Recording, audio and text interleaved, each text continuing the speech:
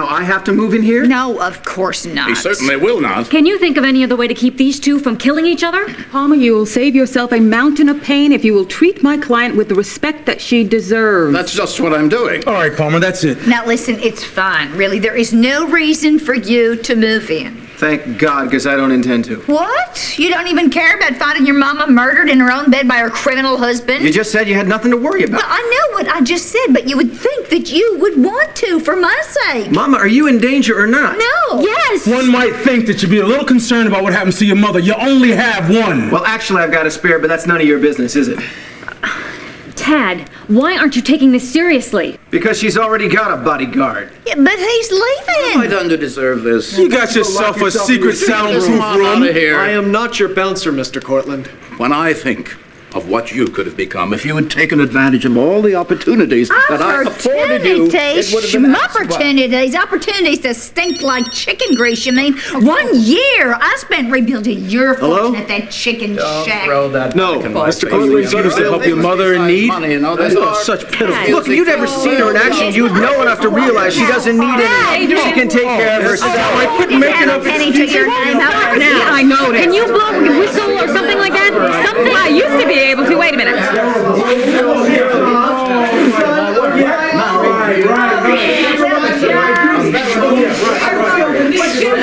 Dixie, no! You just wish you could be.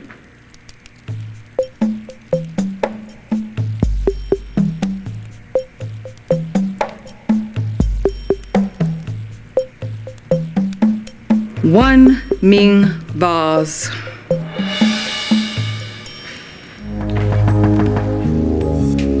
Julian? Come on, I know you're there. Please open the door. This is very important.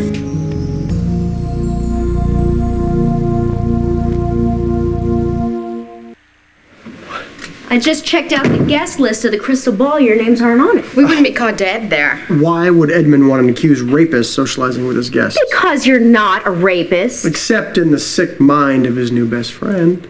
Line trap. All the more reason you should go. Look, Edmund's been good to us up until this whole thing happened, so why ruin a perfectly good evening for no good reason? What kind of message does it send if you don't go? That Ryan and I have better things to do. No, that you're acting like you're guilty. Look, all I gotta do is sit around, wait for the DNA test results to come in, and then I'll be cleared and this whole thing will finally go away. And the whole Pine Valley will owe Ryan a huge apology. Well, I don't really care what those nose holes think anyway. No, don't you see? You better care because you have to live in this town after this is all over. You should go there with your head held high, proud as can be, and let this town know that they can't beat you. Hayley, would you please get out of the room?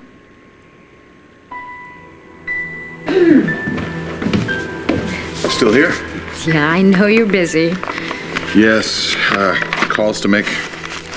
I just wanted to say thank you for inviting me to the ball tonight, and I'm really looking forward to it. Just trying to make it an event that Maria would be proud of. Well, I'm sure you'll succeed. Thank you. See you tonight.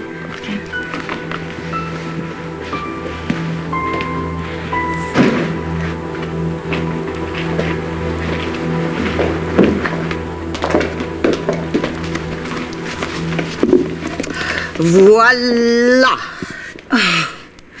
You know, Peggy is so marvelous. No matter how busy she is, she insists upon cleaning my jewels every week. I don't blame her.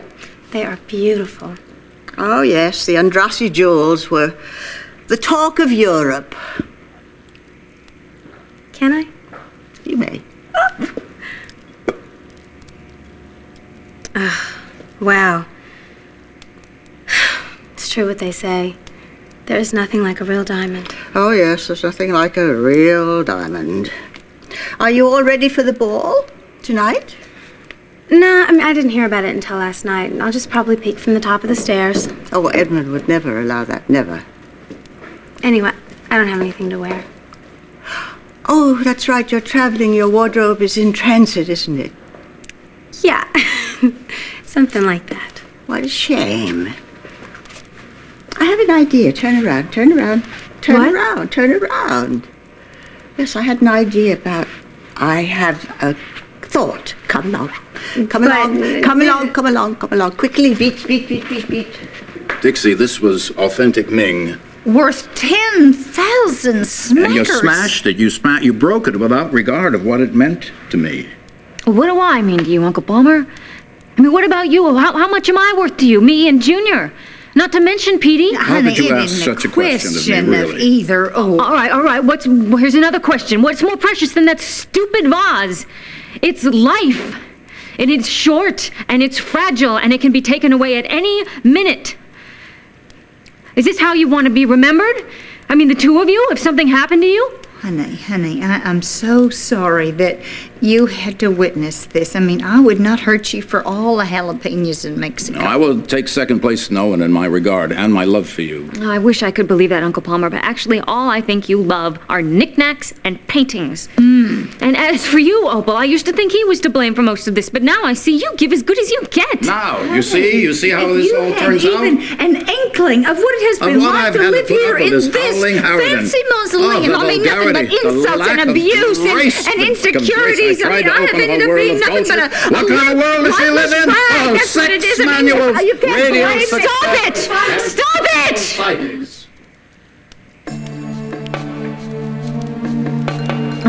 Would you two, please, just listen to yourselves for 5 seconds? I mean, what happened to the love that used to hold this family together?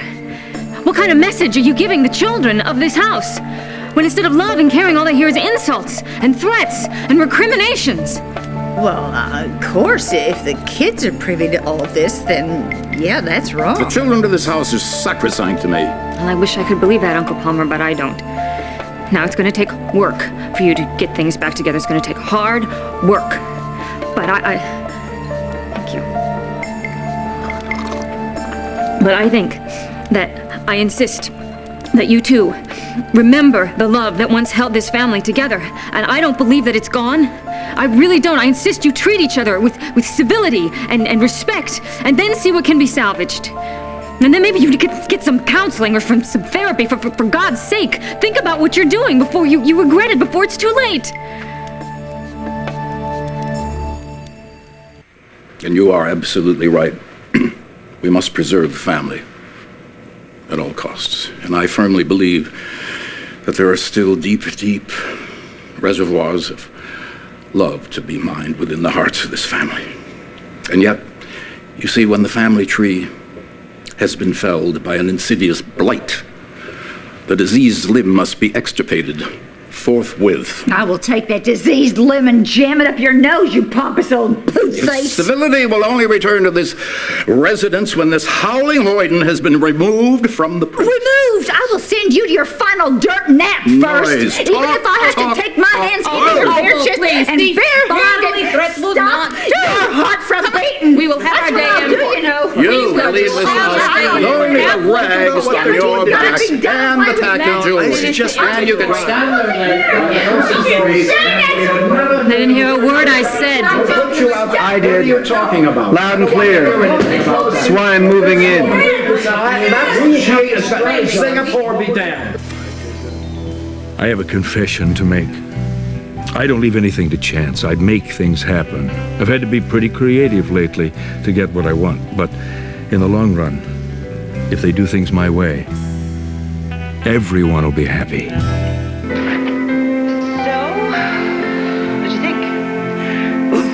Still have the touch.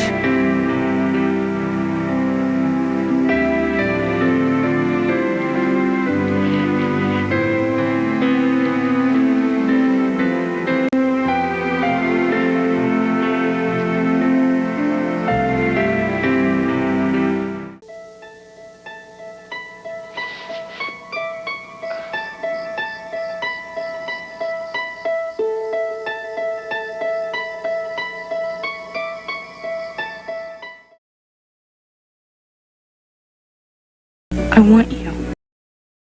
How much? How much do you want me, Liza? Like I've never wanted anybody before.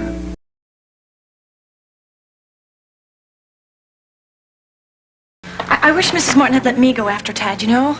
Jenny, I think it's just best you keep out of it. He shouldn't have broken probation, man. He's just asking for trouble this way. He really can't seem to get it together, can he? He can't. He's not bad. He's really not. He just doesn't think. That's his problem. Is that a car? Oh, I hope it's not Dr. Martin. If he gets here before Tad does, we're... Look, why don't we just write a note and go over to my house, okay? Because if there's going to be a family argument, I don't want to be here. I know. I don't want to be here either. But maybe, you know, if Tad is at Lizas, maybe Mrs. Martin will get him home in time. Hey, maybe it's them. Look. Hi, Dr. Martin. Hello, Jenny. Hi, Angie. Hi, my. How nice to see you two young ladies.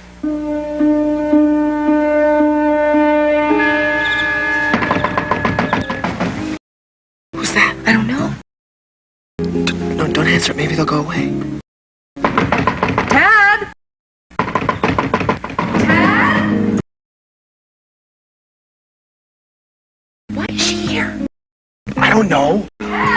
Just stall it like a dress. Hurry! I'm coming! Coming!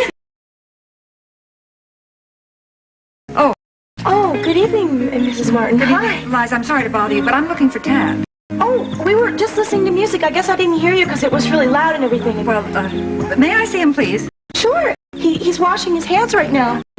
Liza, I don't mean to seem impatient, but Tad has a 10 o'clock curfew, and he's got to get home before his father does. I understand. He's right here.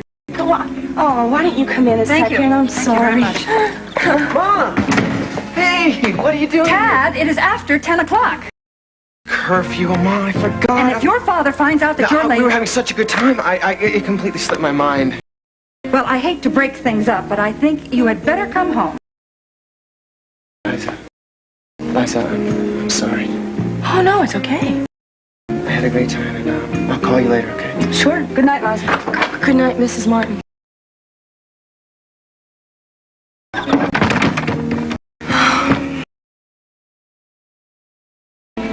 Well, good night. Good night. Good night. Right. And don't forget, we have to get an early train tomorrow. I won't be late. Goodbye. I'll see you tomorrow. Goodbye. Good night. Take care. Goodbye. Good night, Jenny. Good night, Angie.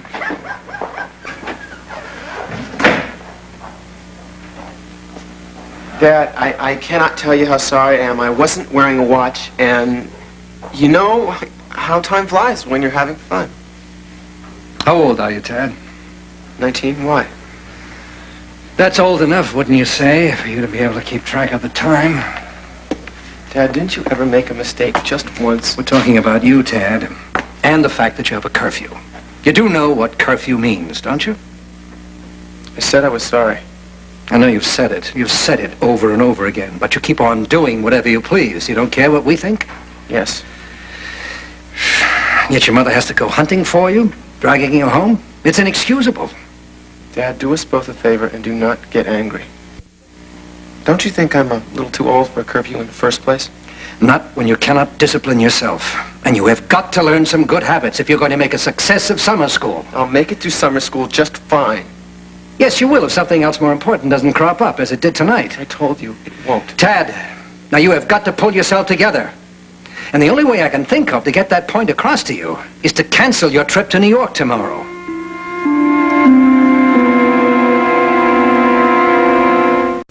I wouldn't ask you, Liza, except I just have this committee meeting that I've got to go to. Oh, no, it's no problem, Mrs. Nelson, really. Well, you are so sweet. I appreciate it more than I can say. Oh, okay. Well, then I'll see you tomorrow. Right. Good night, Mrs. Nelson. Good night, dear. Oh, hi, Greg. Hey, With Liza. Yeah? You see, I've got a committee meeting tomorrow morning, and I have asked her to take you to your therapy. Oh, what did you ask her for? I have got plenty of other people who would take me. Why not? She's one of your best friends. She's got the time. Are you still trying to get us together? No, I am not trying to be a matchmaker. And if I were, you could do a lot worse. Not interested, Mom. And neither is she, especially now. Greg, now don't sell yourself short just because you've been disabled. Liza is not the kind of girl that's going to worry about a thing like this. Oh, yes, she is. But I wasn't talking about my paralysis. Don't you know? She's seen Tad Martin. She's not. Ask anybody. They're a hot item.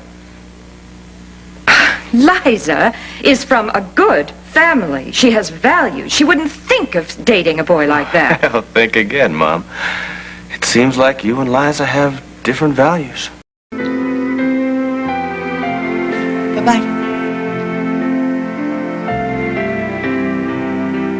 It's been nice getting to know you.